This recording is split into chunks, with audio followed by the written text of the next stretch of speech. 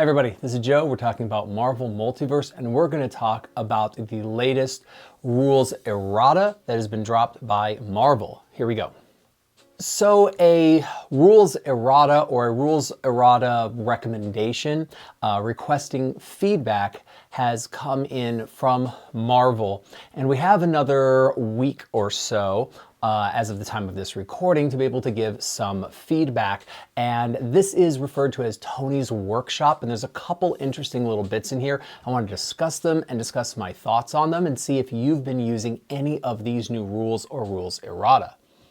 The first and the largest portion of the rules errata is called Tony's Workshop. And the idea is to more slowly, regularly, and gradually rank people up as they go through the game. So instead of a long time just at rank 1 or rank 2 and then getting all of the benefits of the next rank, the idea behind Tony's Workshop is to regularly grow into the new rank. Here's how it works.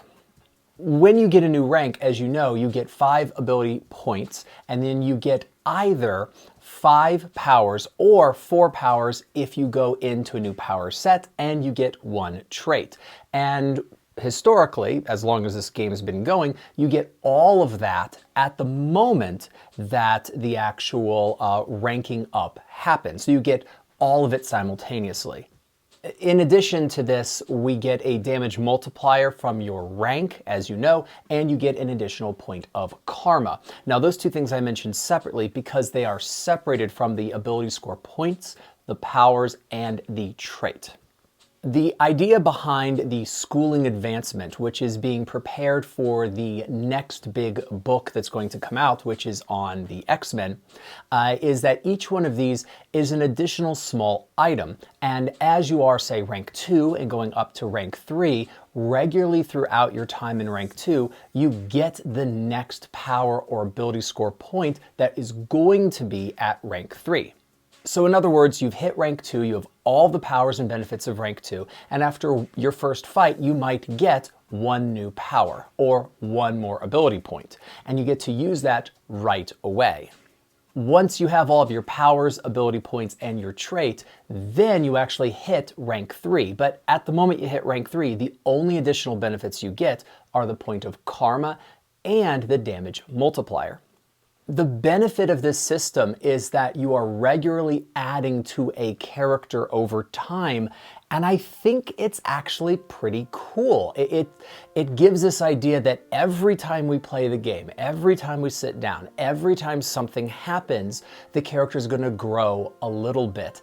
And that's kind of fun, I think, as a player. We've all had that experience of playing a game at the table and doing a couple game sessions at whatever rank or level we're at and waiting for that next moment when we get to a new plateau. And with this new rule set, we're no longer hitting plateaus, we're just constantly climbing. I like this. I think this is a fun way to play the game, especially as we might have every game session something new happen with the character. It also harkens back to the original playtest. People who are just coming into this game may not know, but in the original playtest document, the one that was actually published by Marvel before any rules errata went onto the website, this game did not have 6 ranks, it had 25. The 25 ranks effectively had a lot of sub-ranks, and there were major plateaus that happened about every 5 or 6 ranks or so, but something small happened regularly as you went from rank 1 to 25. Now we're actually coming back to that system effectively with a more kind of loose and narrator interpretation system. I have said before when I talked about the original playtest document on this channel that I liked the lots of ranks feeling. I said it in earlier videos. I like the way this works. I like the idea that something is always happening with my character. The character is always new and exciting and something I can explore, and this is cool. So I'm totally in favor of it. I'll be doing the feedback survey and saying that I like this. Here's the next change inside of Tony's workshop. What if you get, and I have had this happen, an ultimate fantastic success, a 616 roll on your initiative check? Right now in the rules, nothing happens.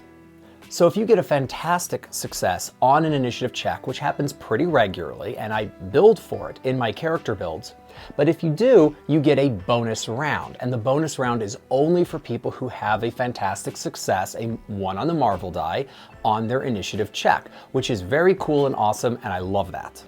But what if you get an ultimate fantastic success? What if you get that 616 roll? Getting it in an initiative check, honestly, kind of feels like a letdown because something huge is supposed to happen in that moment, but there's nothing in the rules. The proposed change is that if you roll 616 on initiative, all of your action checks for your bonus round are automatically fantastic successes. So you get a 1 on the Marvel die immediately when you do whatever action you're going to do.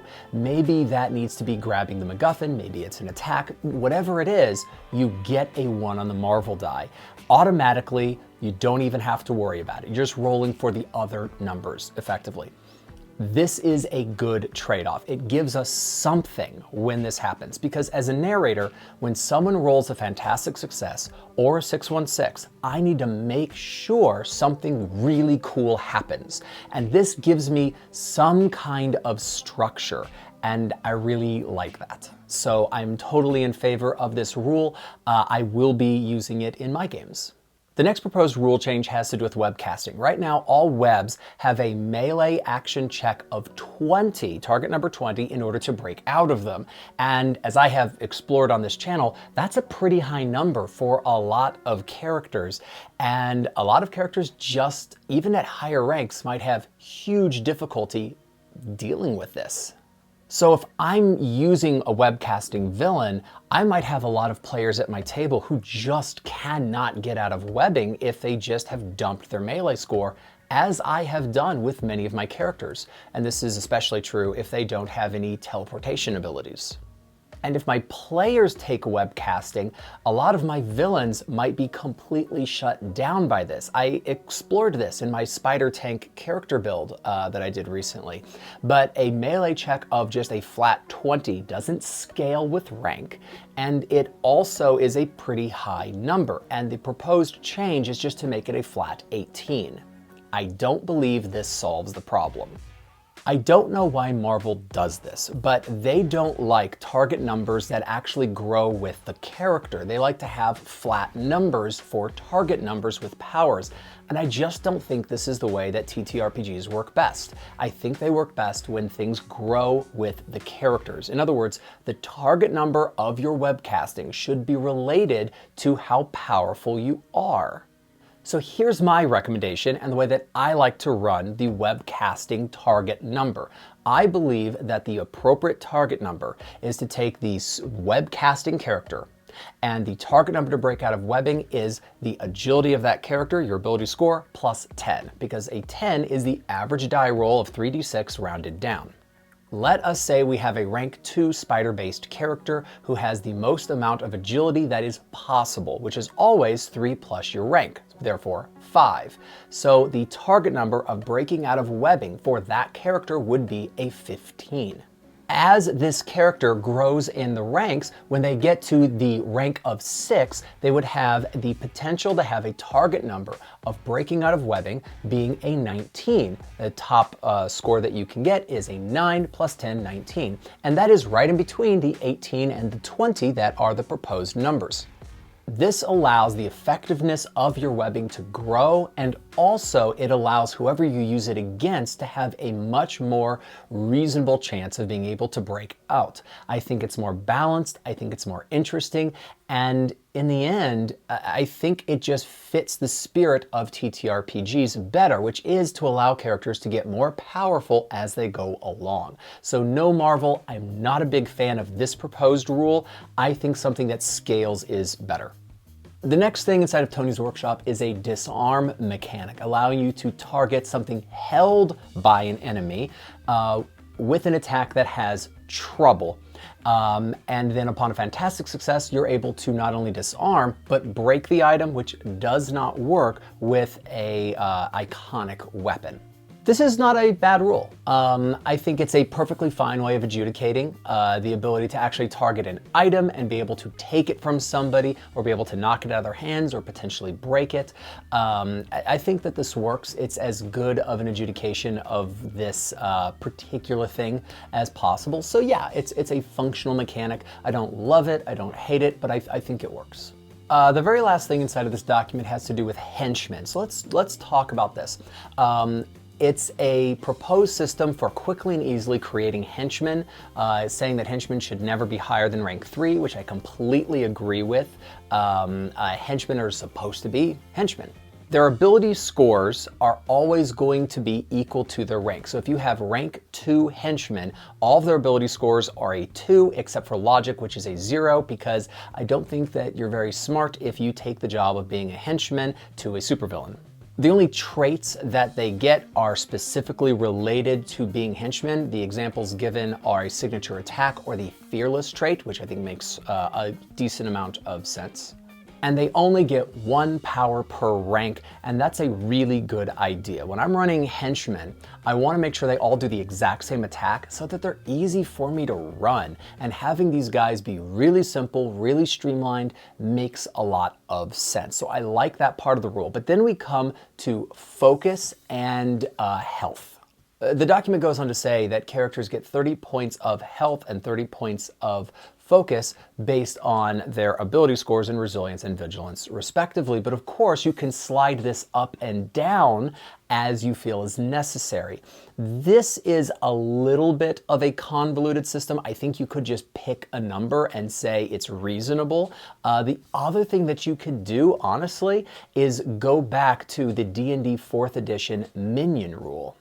For people who don't know, there was a wonderful mechanic for minions in Dungeons & Dragons 4th edition, and some people, like myself, still use this, which is to give minions exactly 1 hit point. By doing so, we can surround our heroes, but henchmen go down pretty fast, and so they can attack, but 1 good blow is just going to take them down. And realistically, with a lot of characters, having 10 hit points and having 1 is pretty much exactly the same.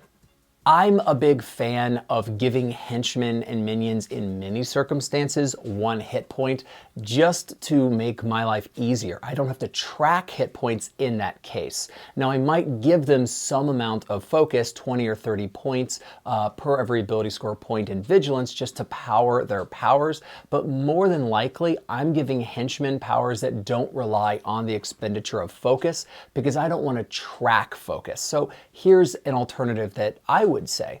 When you run really basic henchmen, give them 1 point of health and give them an unlimited amount of focus, but make sure that the powers that they have can only expend maybe 5 points of focus per usage. And in this way, they don't have any really powerful abilities, which henchmen should not have anyway. Now you don't have to track health, and you don't have to track focus for your henchmen. They're going to go down pretty fast, and that's the whole idea, and you have to track very, very little. You could just run the combat smoothly.